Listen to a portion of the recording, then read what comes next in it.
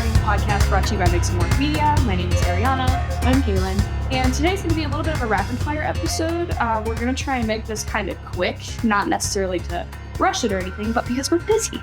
And busy is good. Rapid fire. Let's go. All right.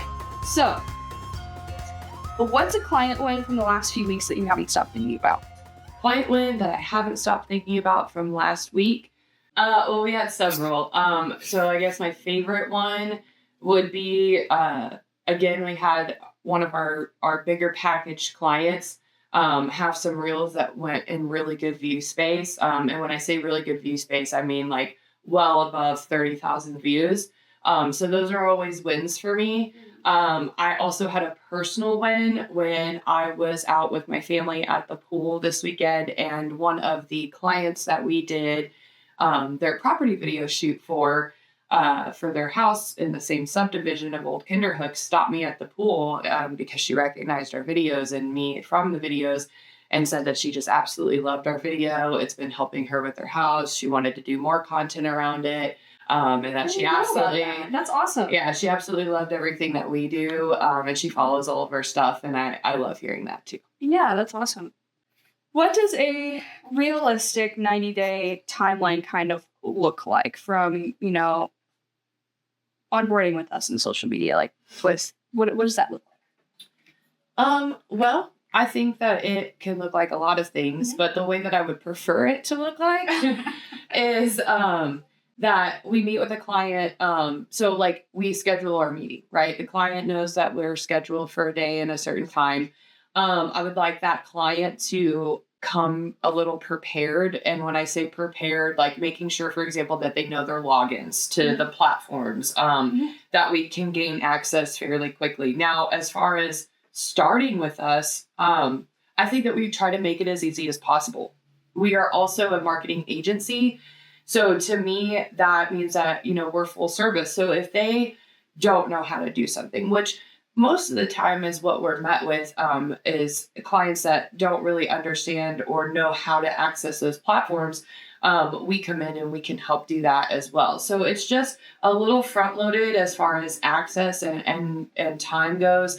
Now, if they want new branding or things like that, that's kind of a part of that conversation too, that we can work on new branding, give their pages a facelift and things like that. But overall, I think the first 90 days for any new client comes with just a speedy setup, because the faster we can set you up, the faster we can get you going. And then I tell clients to just hold, because you want to let your content and our work do its job, and you won't see any results from that, in my opinion, until at least a 90-day mark. Mm-hmm. So I have clients in the past that have come on and they're like, I only want to do social for a month. Well, that's fine, but you're not going to get much out of it. So try to use a whole 90-day time frame to show actual results. So with that being said, on the 90-day thing, we're always kind of asking the client, like, what's your goals from this? What do you hope to achieve from it? But what do we hope to achieve in a 90-day timeline with our ideal client? The thing that I want to achieve from our efforts for our client is I want their phone to ring. Because that's the point. I want our clients to have leads, to have more business rolling in. That's the point, in my opinion, of doing social media or content marketing strategies. So I want their phone to ring, and that's what we try to do. And I love that I have had several clients now that have come back and said, my phone won't stop ringing. I think we need to pause. So maybe we also need to sit down and talk about why hiring more people because you're scaling your business is not a bad thing instead. Yeah. So again, kind of bouncing off of that too, like I said, this is going fast. It's right. I love it. What metrics do you watch that like actually matter versus the ones that clients like obsess over? Okay, so I love this question. I think the metrics that matter are more of the engagement piece. So I think a lot of people get hung up on views, and views are great. Views are great. They will drive the algorithm, like the content piece on the algorithm. However, if you have a lot of views but no engagement, that says something.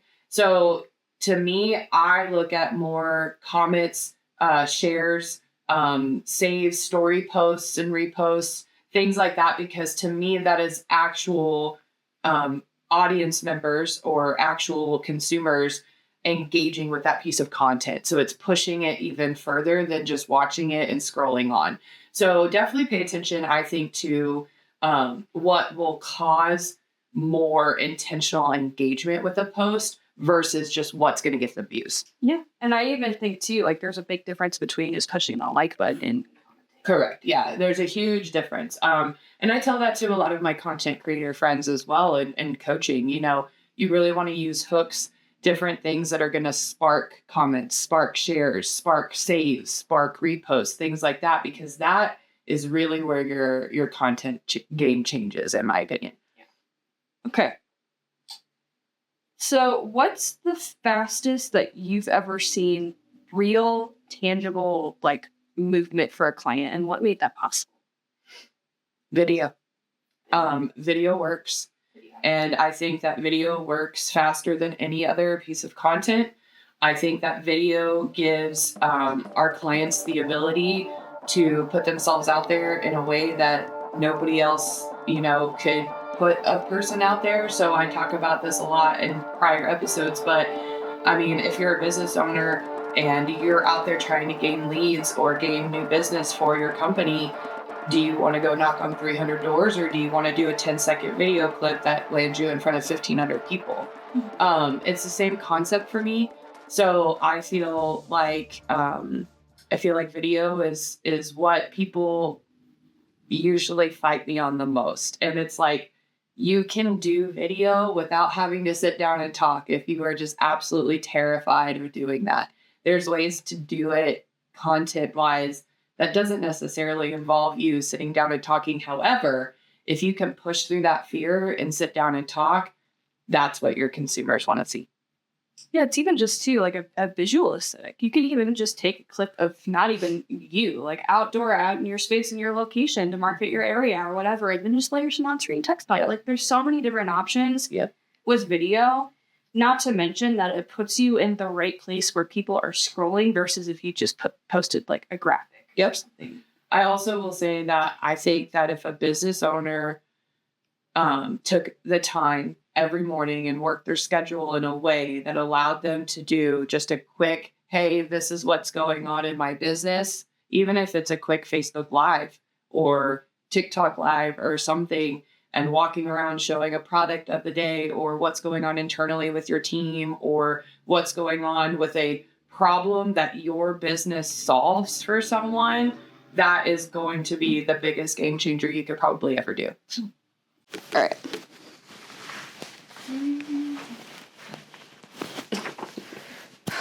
What? Just the way you did that. Just the... It's the technique. It's the technique of the hair. Not like, okay. You know, my daughter, just a side fun story, my daughter the other day, I was kind of having a rough day, and she looked at me because I was kind of venting to a friend on the phone, and she goes, Mom, you know what you need to do to feel better? And I was like, what? And she goes, just flip your hair like this. And she's like, do it. I'm going to stand here till you do it. And I was like, okay. And then I flipped my hair, and sure as shit, I felt better afterwards. I'm not even going to lie. That's so funny. I'm going to use that. I know. God, I love her. So I asked that. Let's go here. What's a result that took way longer than expected, and why? Like, what do you think? What problems did you face in order to overcome that and achieve that result? Building this business. Especially building it with the time frame in which I built it in. I know for a fact that our back-end structure, our systems and processes, the things that may not be thought about that make us run daily are probably the hardest and most important things that we've done. I also try to think, not to sound cocky or arrogant, but I would like to see an up-and-coming person like myself who aspires to do what we do come in and try to structure it better, because I know that they won't. I mean, the amount of time that I've just spent with you and Kelly since I've been here has been Yeah, they won't. I also think that people really look at what we do every day and they look at it and they go, well, that is really easy. And it is so not easy. It is so not easy. And it takes a lot of time. It takes a lot of time to build any kind of graphic design piece. It takes a lot of time to edit a video. It takes a lot of time to do photo edits and things like that. And I wish that more people would stop and actually understand that because they may not have the time to do it, they don't have the knowledge to maybe do it, that they come to us to get it done, but they still need to give grace because it also takes time on our end. We're not wizards. I can't just, here's an open house graphic in 5 minutes. I wish. Here's a video in a day and a half. Like it takes a lot more than people realize to do what we do. And we have done over 10,000 pieces of content now. We've done over 1,200 videos. We've worked with over 150 to 250 clients all over the place, not just at the lake, but even in outside areas. And that's a lot. It's a lot of pieces of content. That's a lot of things to make happen. And we make it happen so fast. But it can't be easy. Petition for somebody magical out there to make a magic wand for us. I wish we had a cloning machine. That More too. than anything. That too. Yeah. Or if somebody could help me teleport. Yeah, or That'd be teleportation, if that was a thing. That would be nice. Save me some time. All right, next one. Can a small local business actually outmarket a bigger competitor on a smaller budget? Yes. Absolutely. So, again, going back to view counts, right? So, and I've seen this. I've seen this happen legit with clients that we've worked with. Where you take, let's just say, a mom and pop cookie company, okay, over here. And they do like our low mix package, okay?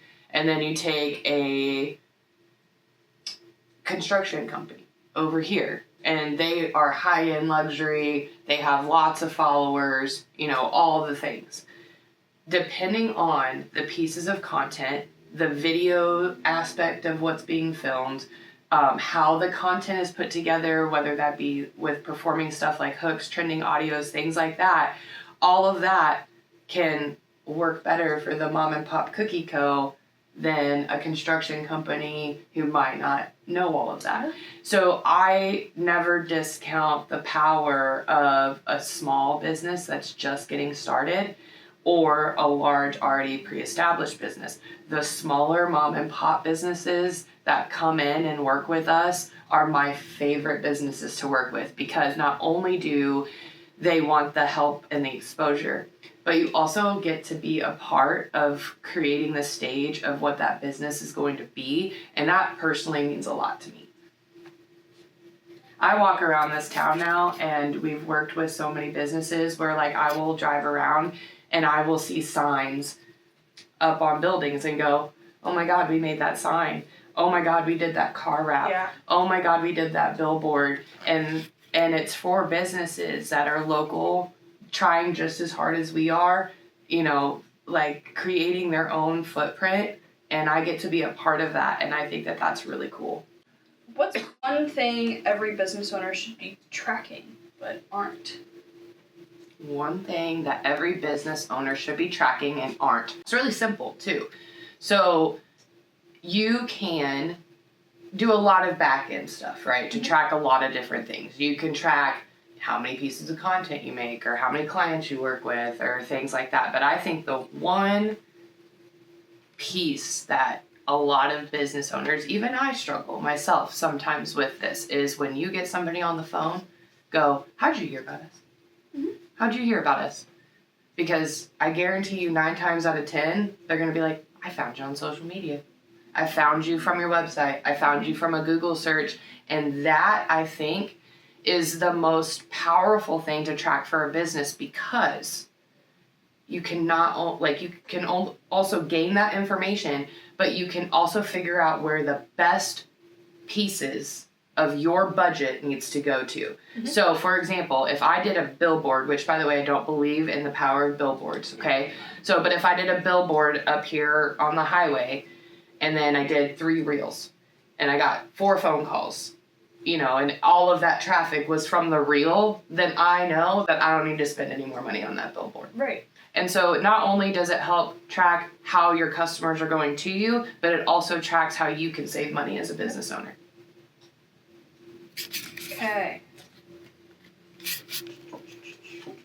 If someone has been burned by an agency before and is skeptical results are even real, what do you want them to hear? Like, what information should they be handed? I don't know if that really made sense, but. So you're talking about it like if somebody has objections because they've been disenchanted in the past from a prior company, yeah. you know, and we're trying to bring them on, what would I think needs to be said? So I think, I don't necessarily think I would hand anybody anything. I think that comes with having an actual conversation. And I personally want to know what exactly burned them and why it burned them. So was it because their expectations for that company were higher than what got delivered? Or did the company overpromise and then underdeliver? Like, what exactly caused the disenchantment to happen? And then I will go into, well, I understand this happened, but let me educate you as well as reassure you through my systems and processes that won't happen again.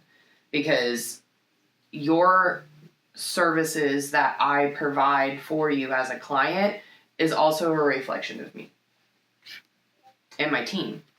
And I don't want to be reflected badly. Say, okay, and we don't necessarily have to include this one either because that was the last question that I had on here. Like, I think that sometimes, like, it's great to be a smaller agency, but also at the same time too growing. How are we going to build that process where,